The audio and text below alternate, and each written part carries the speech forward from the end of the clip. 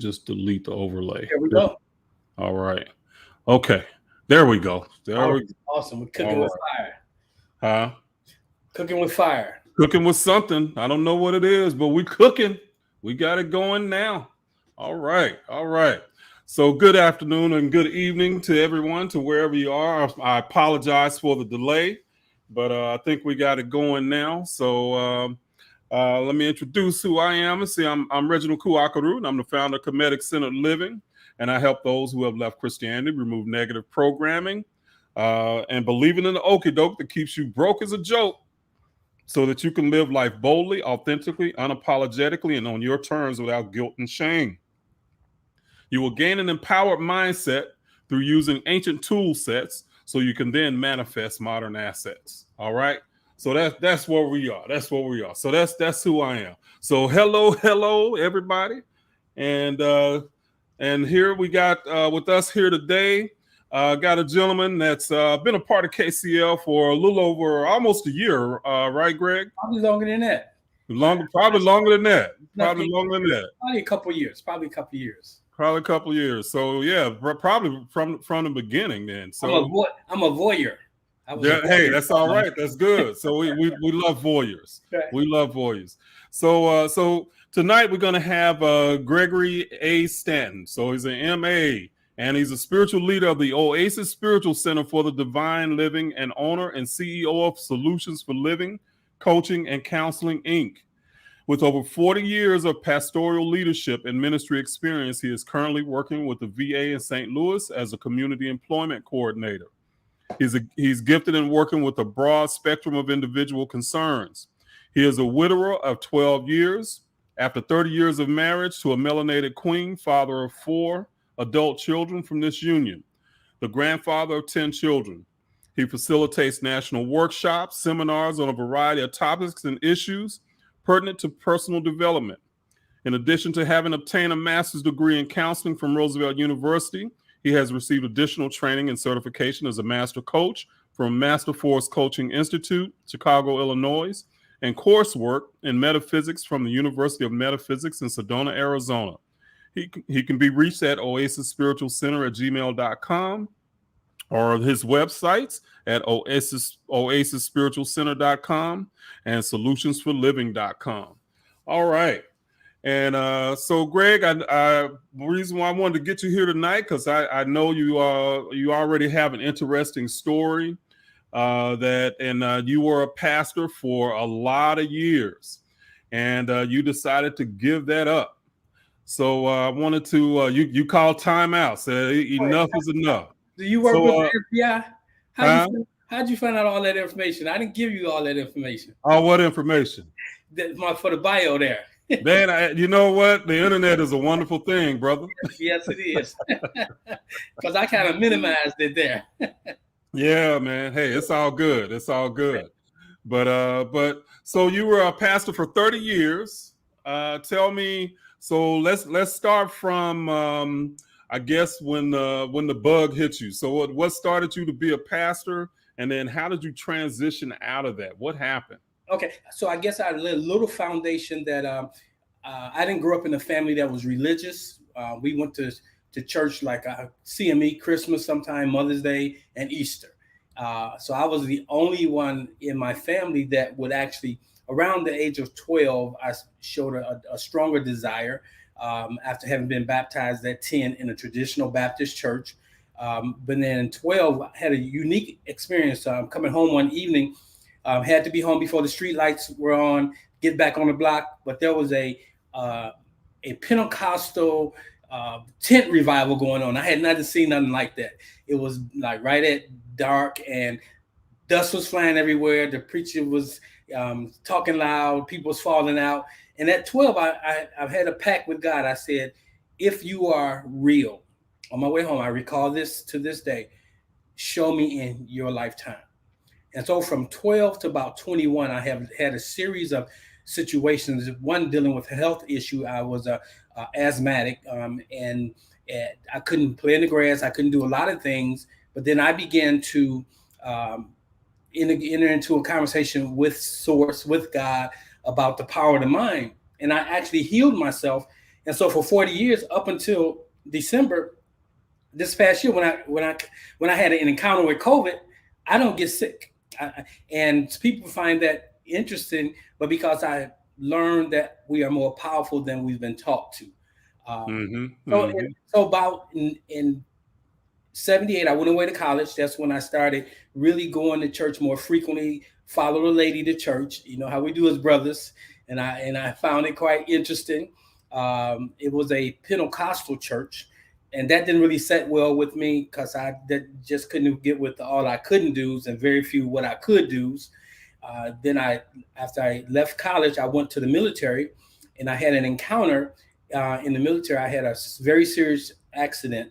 I was rear-ended, came up with a whiplash, and about 10 days into that whole scenario, I was sitting outside the barracks, and a brother came up to me. He was from St. Louis. His name was Roscoe. Hell of a name. Roscoe came to me and said, "Hey, you want to come to church with me tonight? You look like you could use some healing." So what I'm going to say, no, I don't believe in that. So I said, cool, I'll go. And when I got to the church, fast forward, at the end of the message, it was a word church. I had never been to a word church, a non-denominational church. And the pastor was teaching on a particular subject, but then afterwards, they had a healing line. So I was just sitting there, and then a lady, an older lady came over to me. She said, "Young man, would you like to be healed?" And you know what I'm gonna say? No, when I got this neck brace on. So I said, sure. And then it was an opportunity for me to have another encounter with God. So I stood up, and it was a line of us, and I didn't know if anybody was behind me, any of that. But while she was praying for me, she barely touched me. It was like just her energy, and then all of a sudden, I kind of like felt myself floating back. I don't know how long I was out, but when I came to, no one else was on the floor. I got up, and the pastor began to talk to me. He says, "Do you believe you were healed?" And I was looked at him like, "I can't tell you if I am or not." He says, "Do you mind if I take the neck brace off?" I said, "Sure." Then he told me to do something that I wasn't able to do, and I began to bend my head forward and backwards and to the side with the mobility that I didn't have coming into there. And so I was healed. And I said to myself, wow. So that was my first encounter with healing from that perspective. So about 5 days later, I had a conversation with my attorney. He drove onto the base, and he was having me sign some papers, and he saw that I have the neck brace on, and a Jewish guy. And I said, "I'm healed." He said, "Problem with that, young man, if 10 years from now, 15 years from now, you have a situation that's tied to this accident and you sign off on it and just take what we're giving you, that's it." But I believe more stronger in what had happened than the potential of what could happen. Okay. And so I signed off on it, and here I am. That's 40 years ago. Had no challenges. There's been times when I would feel a certain way, and I didn't let my mind drift down that path. So in 92, so in 82, I was. So just with that healing, did that like prompt you to like I guess have a stronger belief or something? Yes. What did that healing do for you? So what it did for me was because now I'm at a different type of church. So I went from a Baptist church to a holiness church to now I'm in a non-denominational, what they call a word church. And the unique thing about the word churches is they study, you don't have to have a degree, but they teach you how to look up words, to exegete the scriptures using the Greek and the Hebrew. So okay, I see Love Flo says she came from a word church. All right. So I never heard that term before. It's a word church. Like, so people would know it's like Fred Price, who died not too long ago, Kenneth Hagin. In Chicago, you got Bill Winston, who has about 10,000 members. Interesting enough, these word churches really are teaching metaphysics, but they don't footnote where they get the information from. So that's interesting. So in 82, so after the experience, a year later, I was called into ministry. That is, I had been teaching a Bible study in boot camp. All these things just started to happen. So at this word church, I took the ministerial classes. They had a ministerial ministry there. And so I took the classes where I really began to learn how to study the word and the difference between the Old Testament and New Testament. And I fell in love with just more of a study. I'm a studier. And so in 82, I was called into ministry. 92 is when I actually became a pastor. Now, it's interesting how I became a pastor. 87, I got my master's in psychology, counseling psychology. I was practicing as a therapist in Chicago, a master's level prepared therapist, but I found that my clients wasn't getting the outcomes I thought they should have because I was using theories that was given to me that wasn't really designed around people of African descent. So I began to study. I went back to the community university. That is, I began to study Black psychology. So this book here, I've had it since like 1987. It's called Black Psychology, and it's a compendium of some writings from Black psychologists from all over the country at that time. So tell me what was different. I guess you were saying so they didn't address necessarily, I guess, African American needs or anything. What was something that might be different that they didn't address, or how they would handle that? So we have Black psychologists practicing psychology only with the overlay of them being Black. They had majority of Black psychologists, Black social workers don't belong to ABSI, which is the Association of Black Psychologists, or there's a Association of Black Social Workers. Even though they are practicing the discipline, they don't really practice it from the perspective of specific to us as a people. Okay.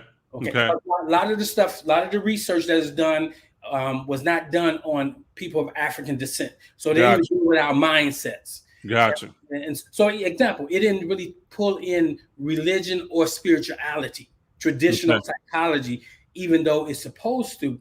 And how religion causes us to think a certain way, how it forms our culture, stuff like that. Yeah. And that's how I was introduced to Kemetic sciences, because as I was studying, I had an encounter with Dr. Naeem Akbar. He was there in Chicago. And I heard him speak, and he was speaking about the story of Asar, Aset, and Baruch. And then I began to grab those books. And one of the things I found was, and you were still a minister at that time? Yeah, I was still at that. So that's 80. That's 87. So I'm just a minister. I haven't stepped into the pastorate yet. So I didn't have a congregation. So I began to study, and I had an encounter with the Asar Aset Society. I don't know if you're familiar with the Asar Aset Society. So I went to their bookstore because a lot of the books I wanted to grab. Mind you, in 1986, 87, there was no internet at this level. Right. There was no Google. There was no internet. Right. We had to buy cassette tapes of Dr. Ben and Dr. Henry Clark. Yes, sir. Had a level of consciousness, you had to find a tape. But we weren't even practicing mod because we were paying $5 and Dr. Ben wasn't getting any of that $5. Right. So, bootlegging like crazy. Bootlegging. So I began to study. And then in 92, I was asked to preach at the church I had been at for about 8 years. The pastor was going out of town. She asked me to preach. I remember preaching a sermon. And she came back and found out what the sermon was. And she said, the church is not a place to preach Black history.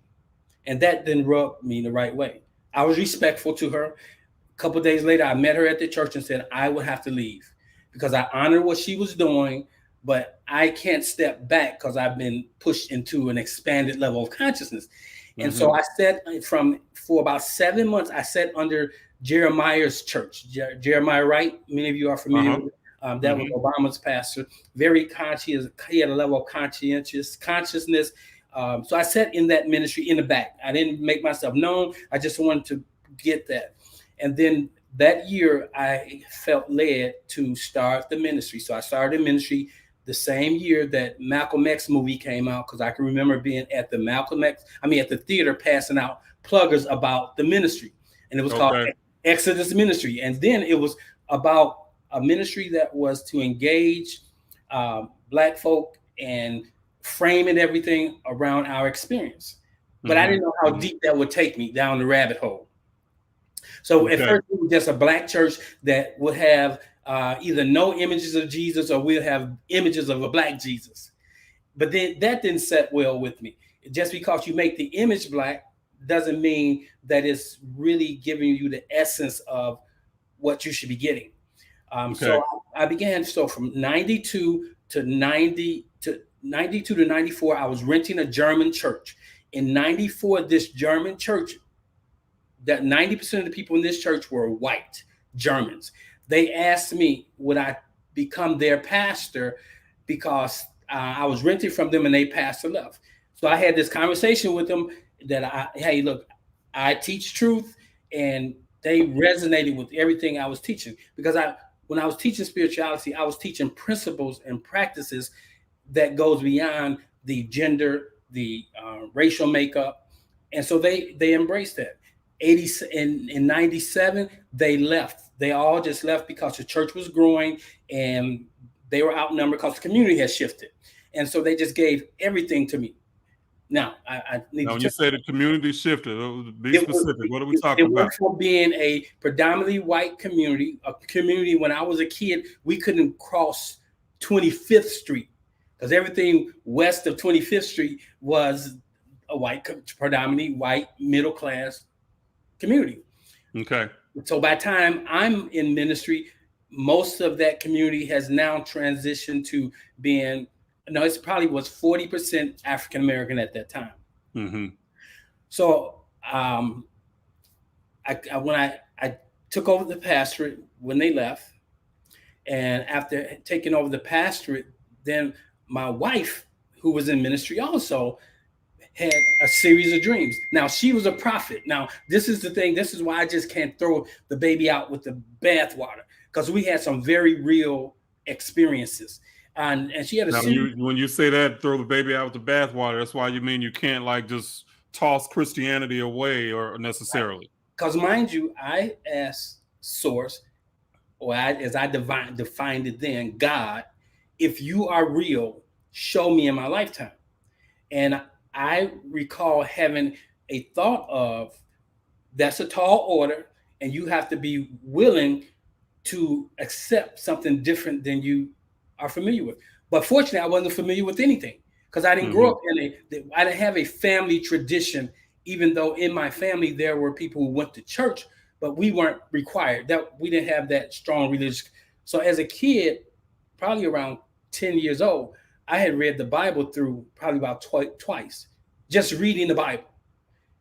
Okay. It's just a document, because your mom said you can't go outside, and Dad was saying, if you can't watch TV all day, you got to read something. So I'm reading this. So I have these encounters that was not driven by somebody tell me, read this book, do this, do this. No, it has always been the Spirit. I would go into a bookstore from 87 to about 2000 to 1997. I amassed probably about 1,000 books, because there was no Google. So if I heard about Dr. Ben, I went and bought all Dr. Ben's books. I went and bought Dr. Van Sertima's books. I went and bought Dr. Henry Clark's book. I went and bought Francis Welsing's The ISIS Papers. And not only did I read all of those back in the 80s. Exactly. Not only did I read them and didn't know the magnitude of who they were, I actually got to meet them up close and personal. I drove to Dr. Van Sertima. Dr. Welsing came to my church and taught at our church. That tells you how progressive I was. So now I'm having what we call cognitive dissonance. I know something, but because of being part of something larger, traditional Christianity, I was having conflict to the point where this started about what time frame was this? That started in early into 1994. I'm pastoring starting in 92. In 94, I started teaching a level of Kemetic science based on what I could interpret. Okay. Because mind you, I didn't have nobody to talk to. There was no Infidishis around, even though he was around, but I didn't know where he was at. So I would talk to some conscious brothers, but they always were trying to proselytize me get me to switch over to either being Hebrew Israelite or switch over to becoming the Saracen Society. And as far as I'm concerned, all that was the same. And so I said, no, I can't be adulterated. And so Okay. the Now, way when you say all of that was the same, how did you see that? What do you mean? It was the same as? example, the Hebrew Israelites, even though they consider themselves a black Jewish sect, they still study the Torah, which is a document now that I know that was heavily influenced by Kemetic science. Because you spend 400 years in Egypt, you're going to be influenced by 400. Like we've been here 400 years. We are Americanized by the way we think, our culture. So that's the same thing that happened to the story of the Israelites. 400 years in captivity, influenced by the Egyptians, get their language. So the Jewish language, I believe, the Jewish culture is heavily influenced by the Kemetic sciences, but it's cloaked that you can't see it. You don't know it. Only if you don't know the Kemetic sciences. Only if you don't know the Kemetic science. But here's the beauty, Brother Reg. All of this is like breadcrumbs that lead you back. So Christianity led me back to Catholicism. Catholicism led me back to 325 AD at the Council of Nice. And then that led me back over into the Gnostics. And so and then within the last 7 years, it's all clicking. That's how I met you. Okay. I don't know how I came across your stuff, but when I came across your stuff, it was simple. Without a persuasion to make anybody do anything. Right. And so that's the beauty of how I became encountered with you. So I remember I reached out, we had a brief conversation, but the Spirit didn't let me totally dive into what you were doing because I was still being required to study myself. So ultimately, when I began to really pay a lot of attention to what you were doing, amazingly, what you are saying, I was saying. My queen, who's probably on here, Cheryl, she listens to you all the time. And she would say, that's the same thing that Brother Reg says. Okay. At a different time. And she know I have not talked to you, and she knows definitely you hadn't talked to me. Wow. So it's like two witnesses from two different parts of the country. Wow. So in 97, that's when I really began having strong convictions, to the place where I had probably the biggest church in the community physically, not in numbers, because I wasn't growing in numbers because I wasn't going to do what the average church did. I could have got a banging choir. My wife was an excellent singer. I could have done all the things that churches do because I know marketing, but I didn't want to grow the church in that way because I knew that one day I was going to leave. I just knew it. Wow. But I had enough integrity that I couldn't just stand up in the pulpit and tell, and it wasn't because of money, because I had a good government job back then. So I was working for the government. I had my own private practice. So it wasn't about money. So I always been able to teach from the perspective of this is my calling. And then I began to have conversations with pastors. This is 1997 when people are now becoming conscious about the movement in 97 was Jesus was black. But I'm like,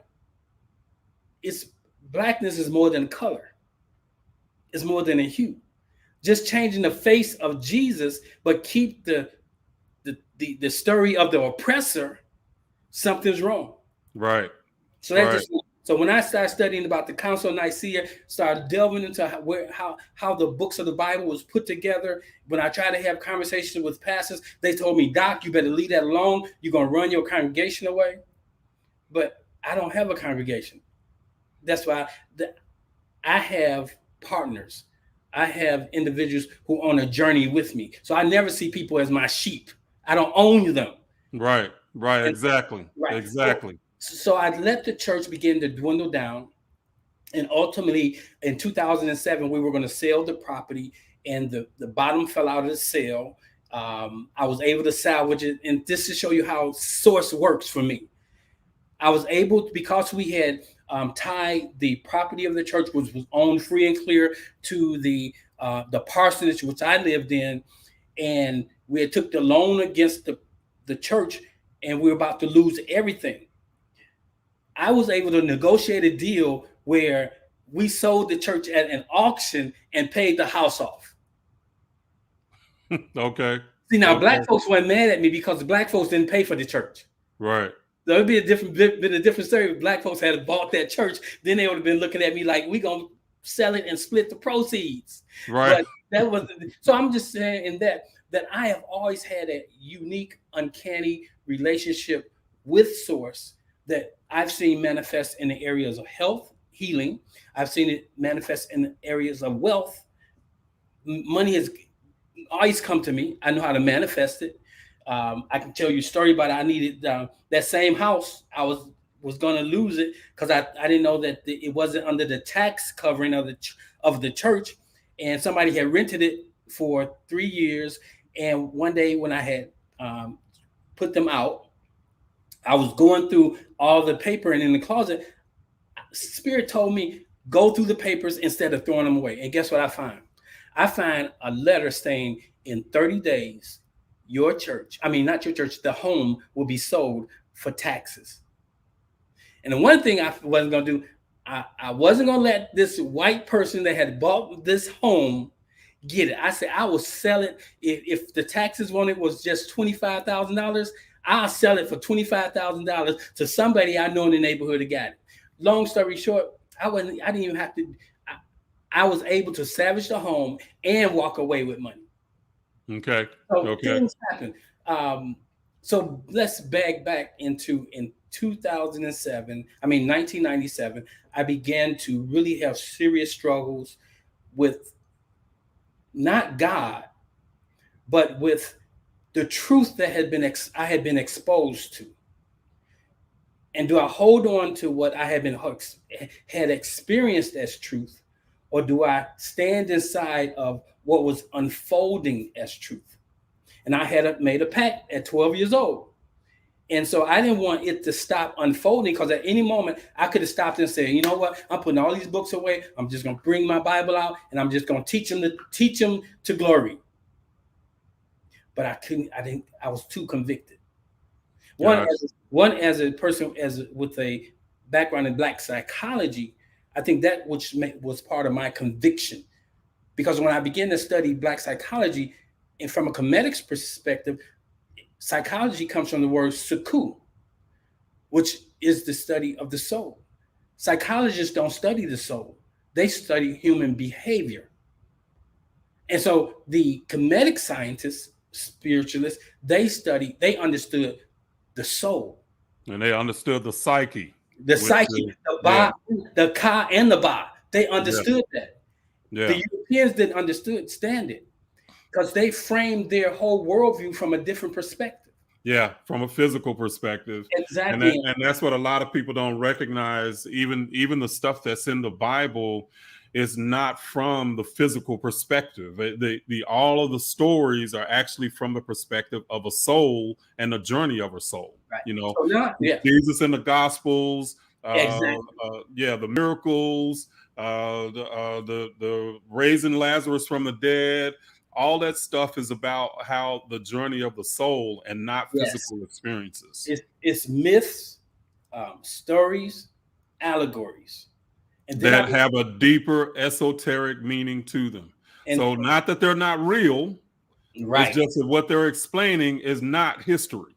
Exactly. And that's where I had to come off the path of just Black consciousness, because they were just teaching the physical aspects of being Black, rituals and all of that. What they'll do a lot of times is they'll teach the story as the message. Right. If you get some information that disproves something, they get stuck on that. But there's a whole level deeper, a lot more deeper knowledge and information that needs to be learned that is not being taught.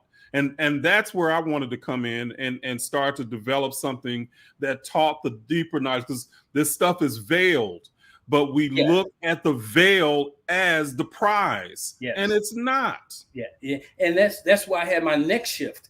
I now, so when I was a kid, I was introduced to metaphysicians such as Reverend Ike. Most people don't know that he was a metaphysician. They just think Brother, about money. he was way ahead of his time. Right, exactly. Way And ahead of his time. in Chicago, we had a sister by the name of Dr. Johnny Coleman.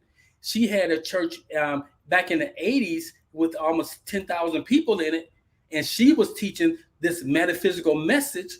Deep sister, if you want to, you could study her story. She came all the way to Missouri to the Unity Village. That's where you have the New Thought. That's where they evolved out of there. And she experienced racism, but she steered the course, and she ended up taking what they were teaching and taught it on a whole nother level, such as Sister Barbara King, and she just recently died out of Atlanta.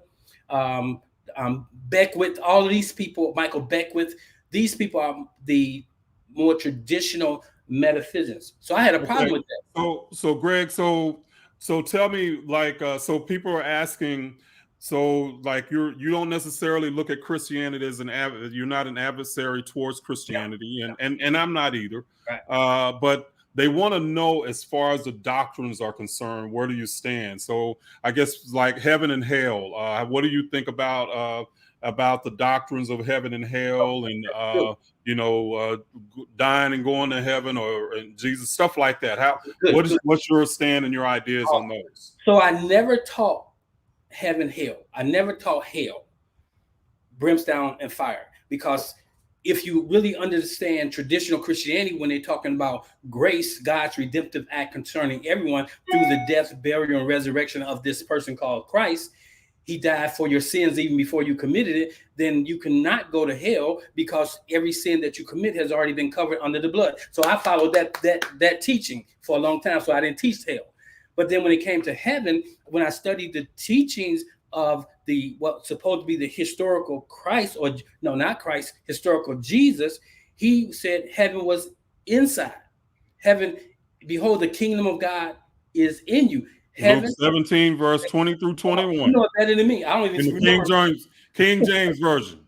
That's right. So he says the kingdom of heaven is within, and then so that's powerful. So the kingdom of heaven is what we call the field, the quantum field, the noon, the place of inside where all possibilities exist. Right. But we make it this thing of got to come here to die to go back there. And then you have free will. So I don't believe in hell. I don't believe in the unpardonable sin. I don't believe we're born in sin and shaped in iniquity. I don't believe in most of the stuff that is taught. I don't believe in the way that it's taught. So from the Christian, so I like to say traditional Christianity, because traditional Christianity is framed inside of the Western worldview, starting with the Romans and the Greeks. There's a brother who wrote a book, Is God Greek? And the Bible tells us God is neither Jew nor Greek, nor Gentile, nor male, nor female. But we don't phantom that, because we see God. Just using the term God gives you an image psychologically. Yep. And you have, and that's part of my deal with that too, is that, because I've studied psychology, I have a degree in that as well. So I understood what the images and stuff were doing to our people, for a long time. But I just didn't have a framework until I started studying the Kemetic information. I didn't have a framework that could basically unravel the indoctrination that we were taught. That was the huge problem. And it's still unfolding, because now you run up against the individuals who say they understand the Kemetic science, or can read the metanetter, can speak the language. How can you speak a language you've never heard? Right. We learn our language from our parents. Yep.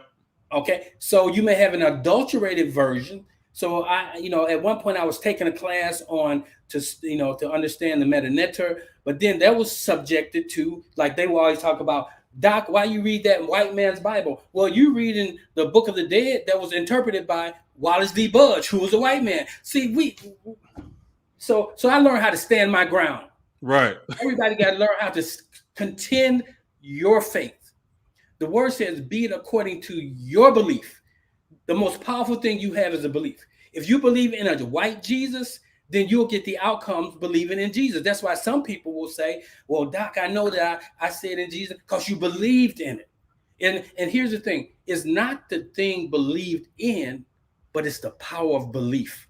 It's the experience. The experience. That's why it's psychology, they have been in the discipline of psychology has been really a godsend, for lack of a better way of saying that, for me. Otherwise, I would have been just like my peers, just looking at the word, taking at face value, not understanding the difference between the soul and the mind and all these kinds of things. Yeah, so I have taken upon myself, and I'll give a link a little later where people can go to the website, and it tells what I believe. Most people can't tell you what they believe. They can refute you.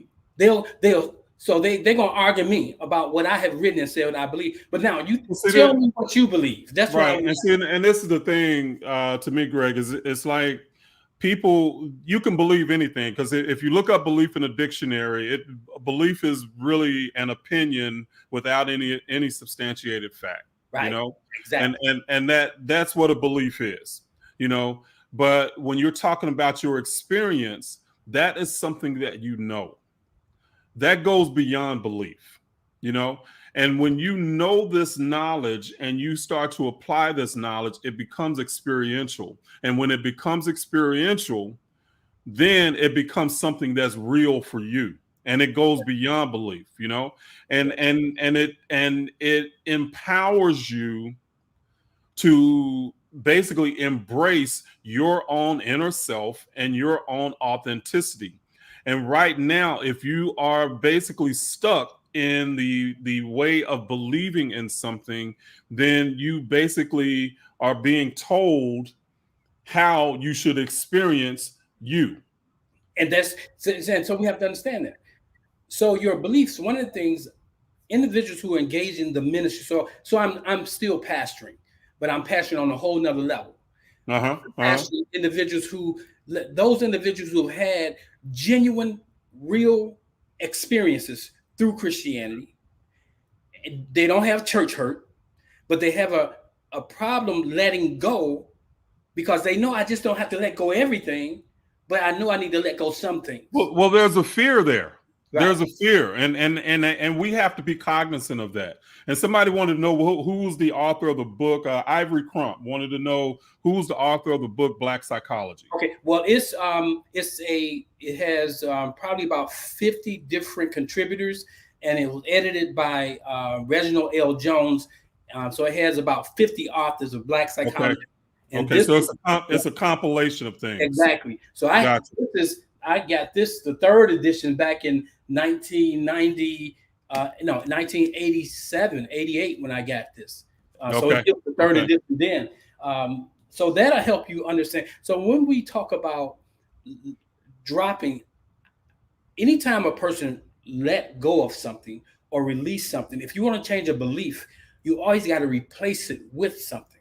Because if you don't replace the belief, that vacuum is going to pull back in. It's going to fill back in with what you know. Right. The scripture says, don't sweep the house clean and leave the doors open, because the demons you swept out are going to come back more. And so I just learned how to reinterpret the Bible real time. I reinterpret the Bible through Kemetic lenses, because I have enough of a foundational understanding, and my faith is ancestral strong. So being ancestral strong, that means that spirit talks to us if we acknowledge that spirit is real. The Europeans didn't want us to do that because they was not familiar with that. That's why if you operate in a craft, like they call it witchcraft, like if you had operated in divination, if you could read numbers, if you could see auras, they would kill you, because they know you had a level of gifting, spiritual awareness that superseded theirs. So and all that stuff was in the Middle Ages. Anything like that was basically defined as witchcraft, black magic, blah blah blah. So that's how that stuff was. Listen to this, Reg. when they talk about witchcraft, listen to that word. It's really which pair of shoes are you wearing today? Which craft do you practice? Like I practice a level of numerology, and I think your daughter has the practice of Astrology. astrology. And see, there's a whole nother level to the Bible that's called astrotheology. The Yep. entire Bible is written in the stars. Yep.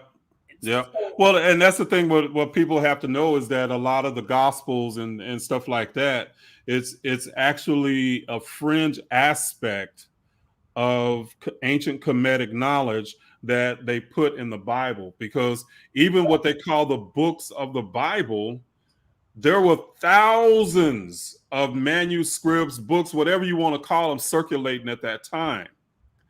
But but certain books were agreed to be put in the Bible and others left out. And people should ask, why were the other ones left out?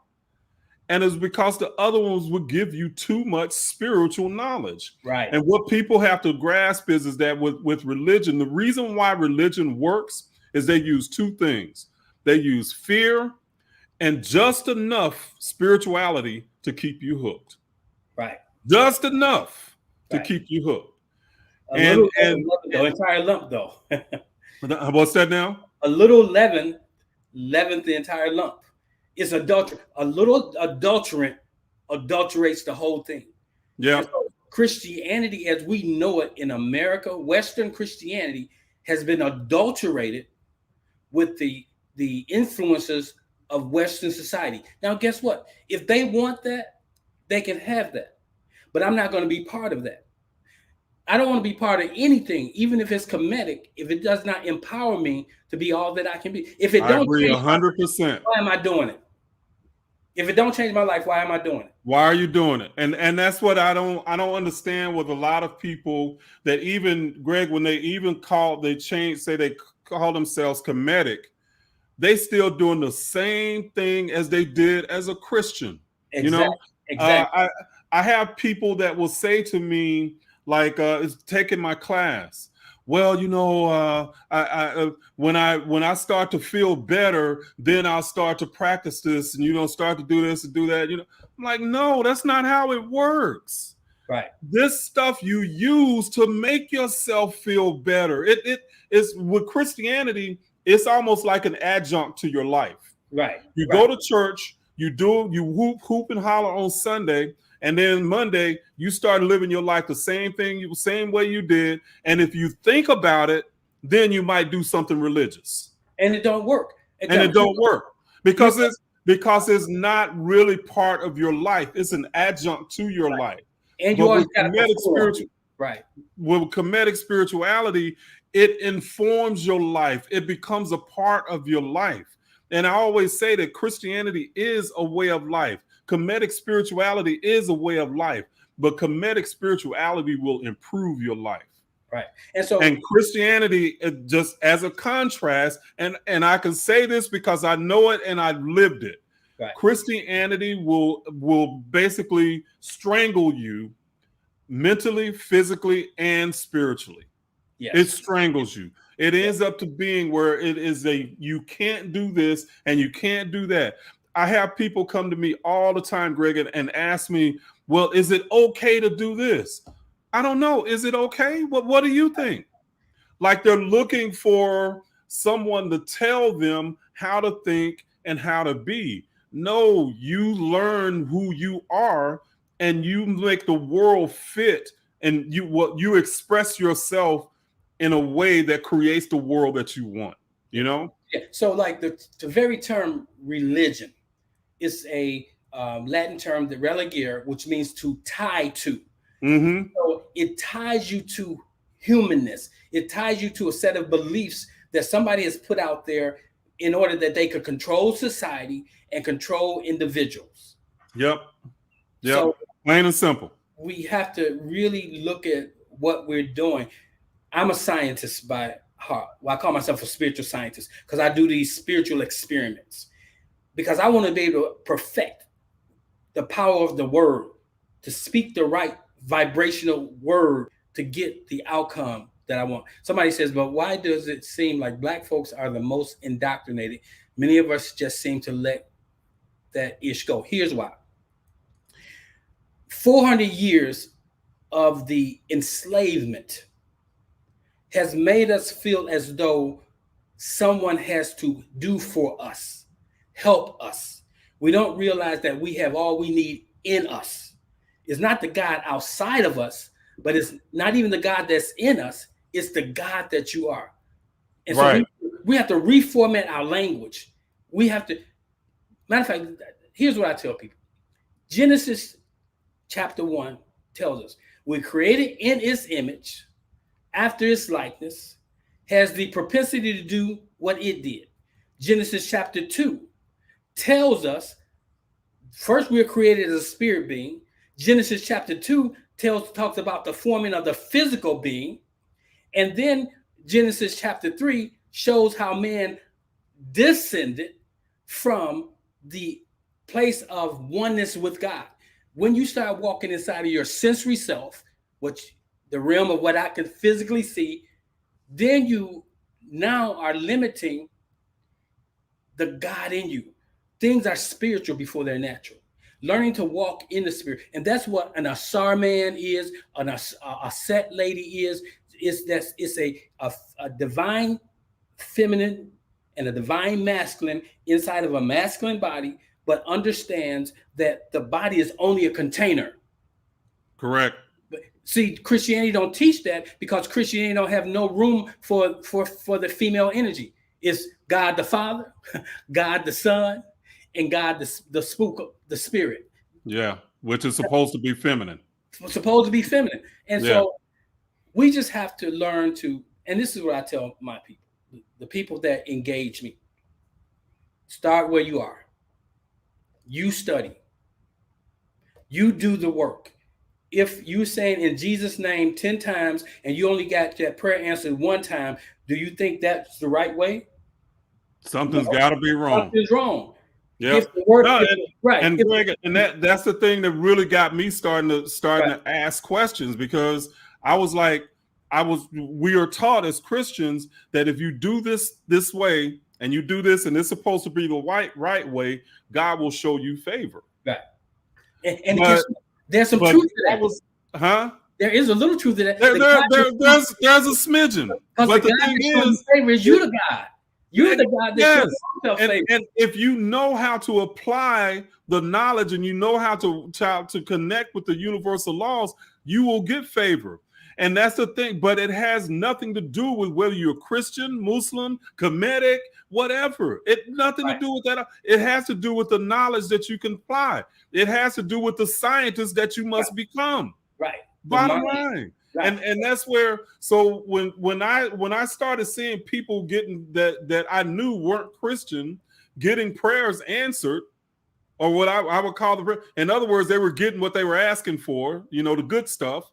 I'm like, well, wait a minute, why are they getting it and I'm not? So that made me start searching. So like you say, if you ask for something 10 times and you only get 4, something's not working. Right. You got to ask questions. We don't know the principles. Like bingo. The universal. Anytime, these are little nuggets I teach my people. Anytime you see the word Lord in the Bible, replace it with law. And it really means the universal principle. Now let's go to Psalms 91. And I'll say Lord is about mastering. Right, exactly. So let's look at the scripture that I like to stay inside of the Christian conversation because it's a format that most Black folks already know. Yep.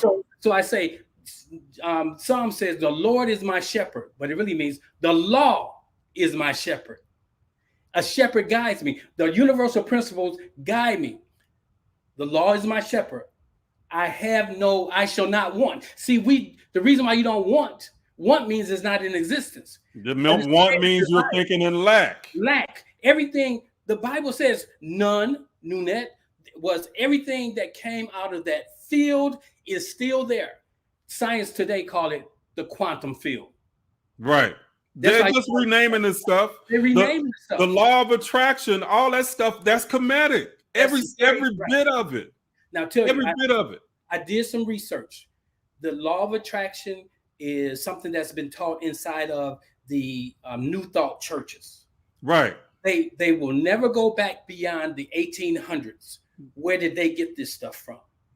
They was able to get this stuff because, first of all, if you are in survival mode, you cannot, Maslow's theory of hierarchy, you got to have your basic needs met and all that. If you're focusing on basic needs, if you focus on just those things, you don't really move to the level where you can have that conversation of creativity, because you just want to be in survival. So the Europeans, for the most part, have had breaks in their life because of what they've been able to do. So they could study things, they could experiment, but we're in survival mode. But now we're at a place in the history where we can make a choice. Yes. And so we got. And there's no reason with the internet and all the information that's out there. There is no reason to remain in ignorance. Yeah. None. There's not going to be a church. Ignorance is a choice nowadays. Right. The Christian church will not be as we know it in 20 years. No, it won't. It won't. It's already changing. It's already changing. I'm 60. I would say the people who are 50 is the last generation who saw the old church in operation. My children range from 31 to 38. They were not forced. I purposely did not force my children, to the point, Reg, one day my daughter read one of my posts and she said, "Dad, that ain't even what you teach." I said, have you paid attention? Have you ever told me that people, have you ever heard me tell you that people go to hell? Then she said, "You know what? Come to think about it, you never told us that. You got that from somewhere else." So now people are beginning to look at what's been taught against what kind of outcomes is it giving us. Right. It didn't work. No, and if you look at what's being taught, and this is what I say about Christianity, because it has been a double-edged sword for Black people. So on one level, it had given us some level of comfort coming through 400 years of oppression and what it was. So it gave some level of comfort. It gave some level of cohesiveness. It bound us in a way of having certain morals and stuff like that. So it wasn't all bad necessarily. Mm-hmm. But the doctrines that basically teach us to worship a God that doesn't even look like us and that is going to save us, just that right there is enough to undercut anything. Have you read the Yurugu, the book by the name of the Yurugu? No. I recommend your listeners get a hold to it. There's a Black psychologist. She wrote the book called the Yurugu that really looked at the mentality, the mindset of Europeans, even their God. The God is angry. And it ties into the northern cradle theory of where part of us come from the northern cradle, some of us southern cradle, but we all came from the southern cradle, but some of them got caught on the ice side. So even whites are really a deviation of Blacks, of Africans. Yeah, everybody in the world is African, right, essentially. Right. Yeah, essentially. And so what we have to learn to do is get rid of what doesn't work. And if you're not willing to that takes analysis. That takes you thinking for yourself. Right. That takes you looking at something critically in order to do that. And we can see even all the reports, the Pew reports, mm-hmm. All these studies show that in the last 10 years, Christianity and its parishioners has decreased from people calling themselves Christian or religious related. It has decreased at least 12% in the last 10 years. Yeah. And here's why. Except they think it's growing because you got these mega churches. The average in 2000, when I was searching this thing out, in 2000, the average church was average Black church was 97 people in the church. Where we get the wrong idea is because we see the mega churches, which have siphoned off all the other churches, all the resources in the mega church, but the mega churches are not growing. They're only growing from people leaving the smaller churches, but there's no new real conversion. When last time you seen somebody on the street, street witnesses? They don't even do that no more, because now they're using all this fancy stuff, music in the pulpit, all these things to shiny things. Yep. Pomp and Right. circumstance. And most of our preachers today are only trying to, they're not even preachers, all they really are personal development gurus. They're not teaching any level of and I spirituality. know, and I bet, Greg, that a lot of them are in the same position that you were in a few years ago with having that cognitive dissonance and wondering what to do. Right. But their income is tied to that church. So they cannot and will not make a transition. But if they understood this knowledge at a deeper level, they could still preach a message about Christ that will be empowering. That's right. The Christ right. That will be empowering.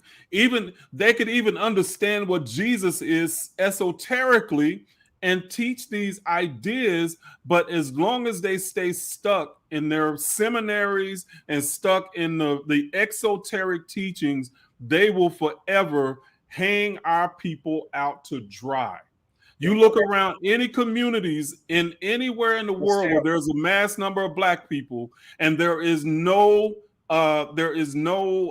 economic self-sustaining communities. There are very few. Because here's what the Black church does: the Black church will get a CDC, and they will buy some land, and they'll build a building, put the seniors in that building, but they're not starting no businesses. And all the money is going out of the church, out of the community through tithes and offering. Now, I don't teach, because to be prosperous, you got to give. You got to circulate the pump. You got to prime the pump. And guess what? If you give at the level of $2, now I'm not speaking to anybody in this audience, but here's what I have learned. If you give little, usually we give little based on the concept of lack. Yes. And if you give grudgingly, right, and you're going to get back, that's the vibrational frequency you are on. But if you are giving all the time and you never come from the perspective of this my last, because if you understand the law of the abundance, you're never at your last. Never. When people ask me for something that I don't have on my person, or I don't see it in my bank account, you know what I just say? I don't have access to it today. I like that. I never say this is all I got. I never say that. Right. And I lived 7 years, actually from 2012. Now my wife died in 2010. Now I'm gonna share this to your audience and just show you how things work. At the death of my wife, I collected $500,000. Why? Because I understand the principle that we all gonna die. So I had $1 million policy on me. So if I was to die, my wife would have got $1 million. That would enable her to be who she wanted to be and not have to marry another man in order to live the life. Now, if she desired to do that, she could. So, and the point I'm making here, I could have been set with that $500,000, but I was about to go on a journey. So some wrong investments ended up with nothing, ended up losing everything, Reg. I sold my house. I went to Atlanta in 2014. I got to Atlanta, had to come back to Chicago because my mama moved from St. Louis back to Chicago. I went there to help her because she had a medical issue. I rented my space out. They stole all my furniture. I had high-end furniture, and check this out, Reg. I had a storage unit on the property. They went in my storage unit, and the property owners thought that I had given them the right to do. They went in, they took everything out of my storage unit except my books. They stole all my bookshelves. I had like 5 bookshelves, and it's probably in that there were probably about 2,000 books that was in there. They left all. Now tell me this: would you have been more hurt if they had took the books and left the furniture? The first thing I asked the person that went to look at my space was, "Is my books there?" Because my books are so important to me, and so I had all my books shipped back up here, put them in storage, and my books stayed in storage for almost 8 years for 2 reasons. Source was teaching me how to depend on it to give me the revelation. Now, I didn't tell you that I asked God when I was a kid, and excuse me, I use the word God just for a general word, but just a reference. Everybody understands what that means. I use the word it. I use it because it gives you the ability for it to be whatever it is. Right.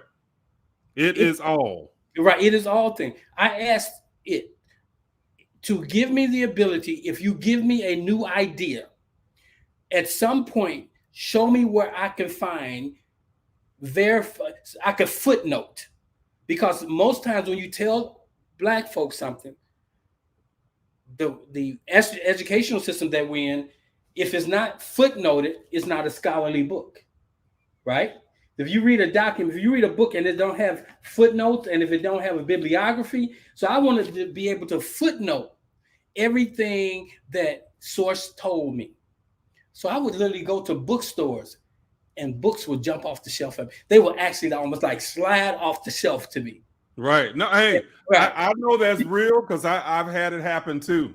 I mean, when I was going after things that I wanted, I remember when I was transitioning into being a school teacher, and I was asking for stuff to help me study for. It was a standardized test, and Greg, I cannot. I won't say I cannot. I have always had trouble with standardized tests since I was young, so I was scared to death that I wouldn't be able to do it. But I needed certain study manuals to study for my test. I went to the bookstore, saw on this shelf, and at the time I knew a little bit of workings about the bookstore because I worked with Barnes and Noble. But that book was the only time that they ever had that book in that store. It was like the book was just there for me, you know. So this kind of stuff just happened to me all the time where when I needed something, all I had to do is ask and it would show up. All I had to do was ask and it would show up. I just needed to not get in the way. That's right. And that the word that word ask is a powerful word. When we read it from the Kemetic scriptures, it's different. In the traditional Christian interpretation of exegesis of that scripture, it goes, you have not because you ask not, and when you do ask, you ask amiss. And then there's another scripture that says, whatever you ask, the believing you should receive. The word ask is not petitioning. It means this. It's the Greek word for decree. Whatever you do, it is. That's why it is decree. Back in Deuteronomy, it says, you shall decree a thing and it shall be. See, we haven't been taught the scriptures. Right. Mark 11:24. When you pray as if you already have it and it is yours. From the end to the beginning. So you have to live as though it's already happened. Now, people say, how do I live as though it's already happened? Your imagination. Let me tell you. The kingdom of God. Come on. John 1:1. It says, in the beginning was the Word, and the Word was with God, and the Word was God, and there was not one thing that was formed that was not created by the Word. Now, let me give you the Kemetic version of that. In the beginning was the imagination. Imaging. Come on. Image. We are made in the image. Image. And everything you want to create, everything you create started with an image. If you are fearful of something, you first drew that fear in your mind. Or maybe you did have a dog attack you, but now every time you see a dog, you imagine in your head from the memory. So we have two things that kill us as Black folks. Our memories, because as long as you operate in memory, guess what? You cannot get a new idea. Woo! You won't imagine anything new. So if you're living in the past, all you're doing, paradoxically, if you're thinking about stuff in the past, paradoxically, when are you thinking about it? Right. Exactly.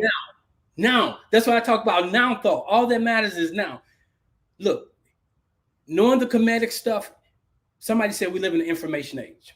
This is true. But information does not mean transformation. No.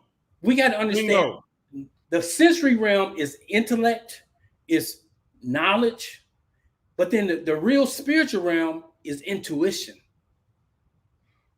It's knowing. It's knowing. Call it the way of the heart. Right. Exactly. Not expecting things to come. Education means to bring out. But we live in an educational system that you put in. You're a teacher. You know, they teach to the test. They give the kids the stuff that they need. So we have not been taught that all we need is in us. and it'll come through us if we make space for it. Right. Absolutely. Absolutely. There you go. There you go. And that's I like where that. Animus Maximus. I like that name. yeah, I do too. I do too. That's a cool name. So Right. cannabis is always here. Always here. Thank you guys. All you guys that are giving tonight. Thank you very much. Much appreciated. Much appreciated. But Greg, we're gonna have to get ready to wrap things up here. We'll make sure my family is okay. Y'all okay? Do y'all want us to wrap this up, or Greg, are you okay? I'm good. You good? Yep. So y'all ready for us to wrap it up? So I see So somebody saying. let me say a couple of things before we wrap about. Okay. As far as religion, Christianity, Judaism, Islam, Catholicism, Kemetic science, to just know information that doesn't bring a level of revelation that presents transformation. On my wall, I have this huge picture of the scene of what they call the coming forth by day, with the weighing of the souls. Every night, every day, when I get up in the morning, this is what I do, Reg. Here's one of my rituals. I will say things like, I will not kill. Okay, like I got them here. I say, I will be diligent. I will be consistent. I will be persistent. I will be humble. Yes. I will be reliable. I will be resilient. I will be trustworthy. I will be present. I will be calm. I will be brilliant. I will be dependable. I will be honest. I will be open to receive. I will be open to give. I will be open to be kind. Now, at the end of the night, before I cut this computer off, I look on that wall and I say, was I? So if I found out I wasn't diligent, then I'm going to ask myself, what was the barrier for me being diligent today? That's transformation. Because Earth School is going to say, and you're a teacher, okay, you can retake the test, but you'll never know when the real test going to be popped on you. Right. No, hey, Earth is, you get the test before you get the lesson. Or you get, so that's how it works. Right. Plain and simple. I weigh my soul every night. Every night I weigh my soul. I believe explain that. Explain that. I bounce my soul against those things. If I find I did most of those things, then I can go to sleep and rise tomorrow to experience new things. If I did not, I will rise tomorrow having hellish hell because I'm dealing with what I should have dealt with yesterday. Right. So it makes sense. So and we got to take liberty. Those people who tell you what these things mean, that say they're the cometians, the Kemetologists, they are using information and then they are speculating. Listen to your spirit. The ancestors will talk to you and tell you what things mean. Yes. You got to trust yourself. You have to trust yourself. And that's what Christianity does to us, it causes us to not trust our own inner being. Right. It causes us to filter everything through, wait a minute, is this from the devil? Or wait a minute, should I ask the pastor? Or wait a minute, will people look at me funny? All of this trust, and you cannot trust your own inner wisdom and your own inner being. And it is paramount that you learn to trust you. You learn to trust your own inner compass, because if you don't, somebody is going to be leading you in a way that you don't want to go. Somebody has sent me a text saying, when I said civilization began in Africa, they said, no, that's the truth. That is the fact, Jack. Egypt is the oldest civilization on the planet. Right. Well, I started, it's the Nile Valley, because true.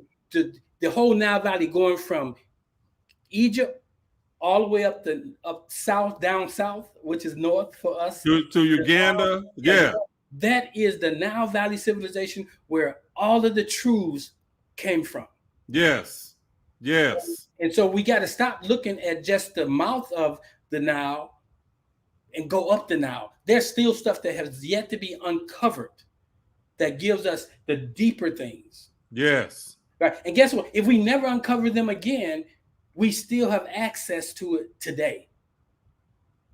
You don't have to go to Egypt Don't to have to. experience transformation. And that's another thing. And I'm glad you said that, man, because I hear people all the time saying, oh, they hid that from us. Oh, they stole this from us. Oh, they did. Go within. There ain't nothing that's hidden from you. Right. You just got to know how to access it. There is nothing that is hidden. And there are things, and this is what I tell people in my class all the time, is that there is something that can come through you that cannot come through anybody else on the planet. But you got to have the confidence in you.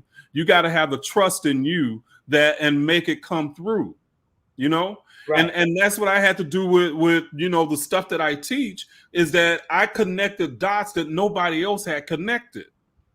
But it was because for me, it was something. I was kind of like a weirdo, I guess. And I won't say a weirdo. I was a nerd in the sense that I like science. I like biology. I like religious studies. I like all of that stuff.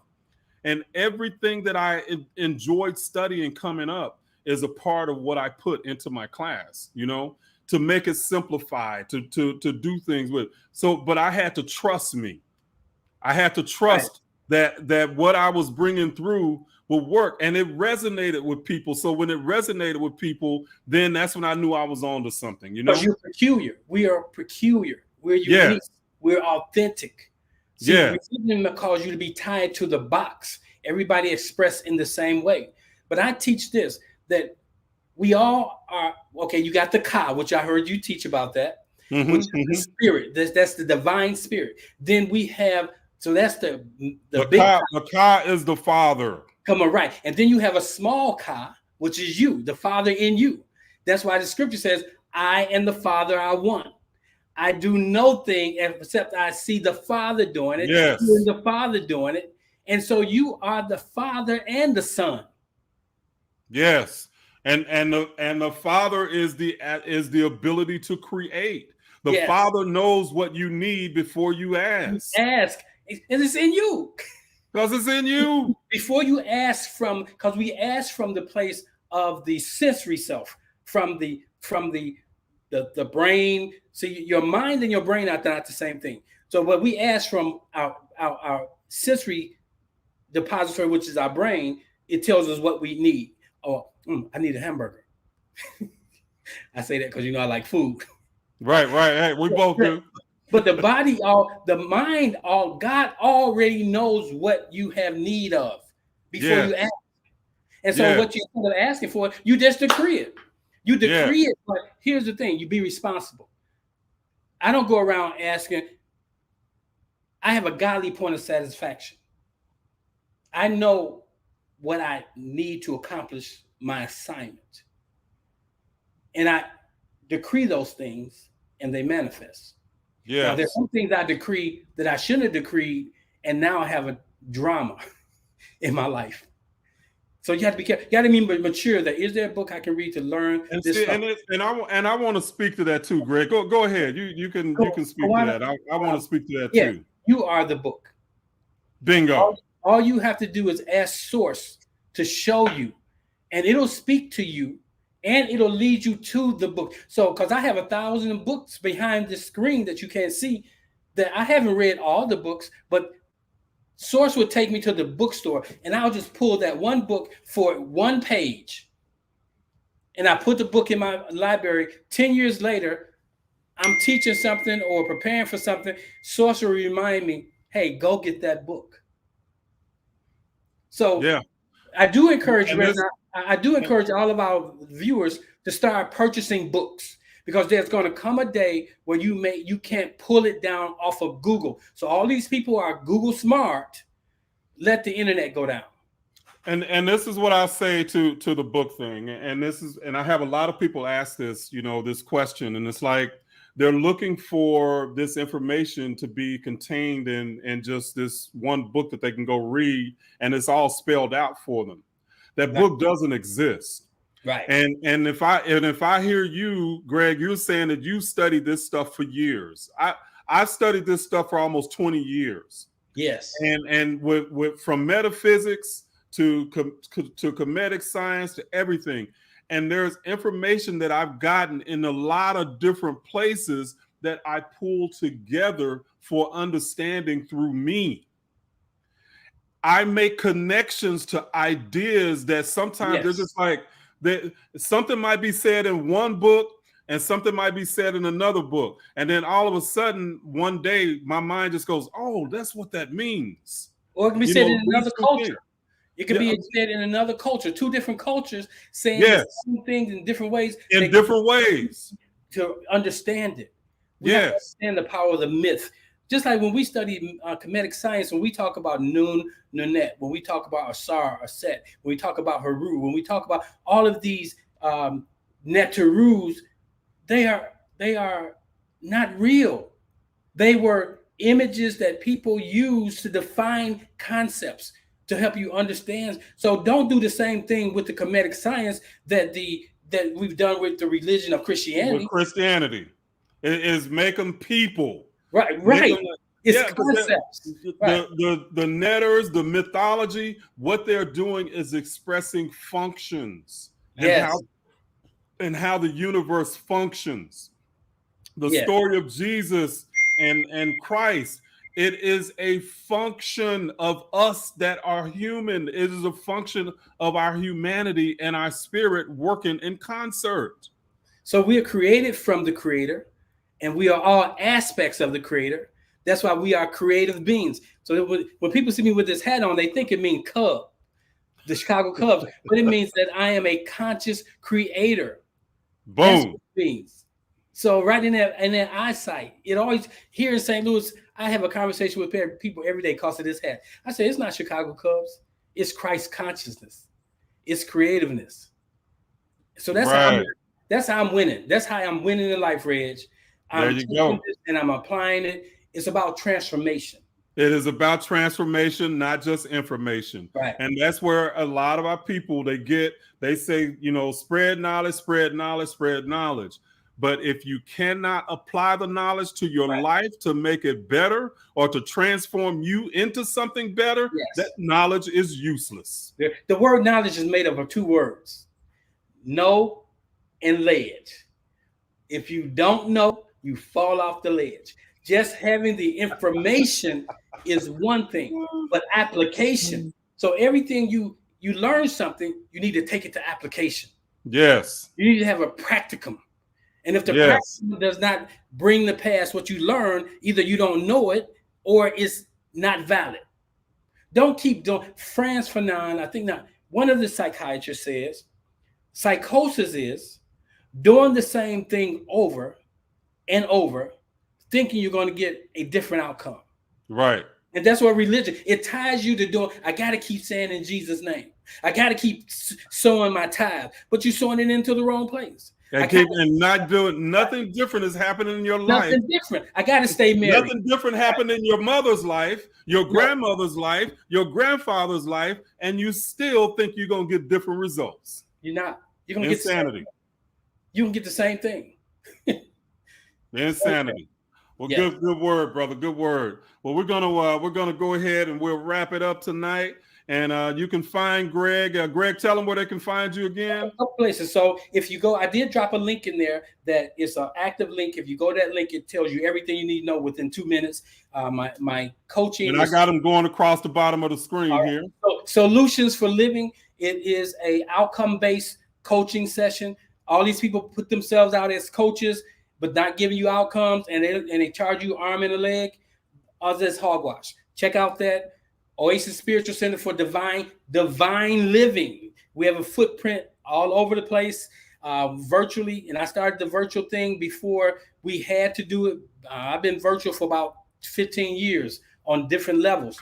So if I could be a blessing inside of any of the lessons I can share with you, I'm here.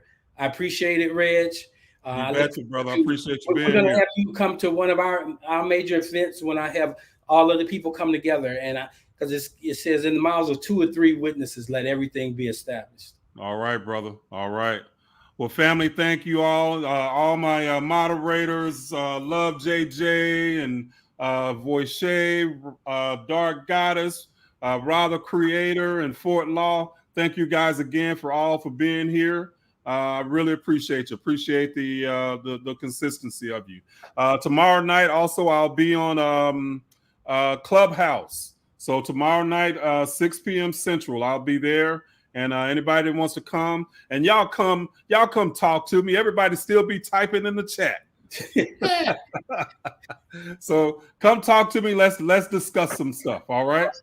So you guys, hey, what's that, Greg? I appreciate it. Hey, thank you, brother. Thank you.